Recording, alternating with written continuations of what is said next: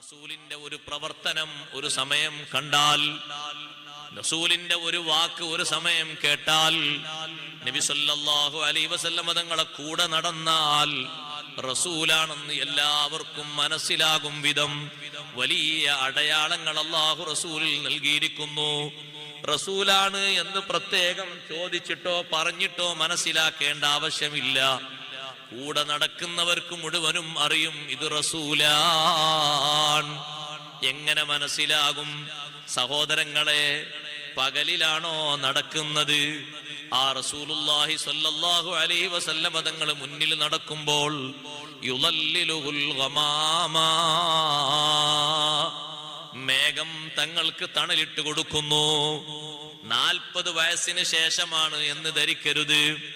കുട്ടിക്കാലത്ത് ഹലീമ ബീവി റളിയല്ലാഹു അൻഹാ നബി സല്ലല്ലാഹു അലൈഹി വസല്ലം തങ്ങളെ സംരക്ഷിക്കുന്നതിനും വളർത്തുന്നതിനും ത്വായിഫിലേക്ക് കൊണ്ടുപോയപ്പോൾ 2 വയസ്സ് പ്രായം കഴിഞ്ഞ ശേഷം മറ്റു മക്കളോടൊപ്പം ആടുകളെയും ഒട്ടകങ്ങളെയും മേയ്ക്കുന്നിടത്തേക്ക് നബി സല്ലല്ലാഹു അലൈഹി വസല്ലം തങ്ങളും പോകാൻ താല്പര്യം കാണിച്ചപ്പോ ഹലീമ ബീവി റളിയല്ലാഹു അൻഹ മക്കളെ വിളിച്ചു പറയുന്നു, ആൺകുട്ടികളെയും പെൺകുട്ടികളെയും വിളിച്ചു പറയുന്നു, മക്കളെ, നിങ്ങളെല്ലാവരും ആടുകളെയും ഒട്ടകങ്ങളെയും മേയ്ക്കുന്നിടത്ത് നിൽക്കുമ്പോ എന്റെ ഈ കുട്ടിയെ അഥവാ അൽ അമീനെ നിങ്ങൾ നല്ലൊരു തണലുള്ള സ്ഥലത്ത് നിൽക്കണം.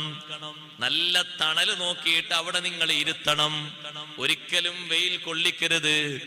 അപ്പയാണ് ഷൈമാ ബീവി റളിയല്ലാഹു അൻഹ പറഞ്ഞത്, ഉമ്മാ, എന്താണ് നിങ്ങൾ പറയുന്നത്?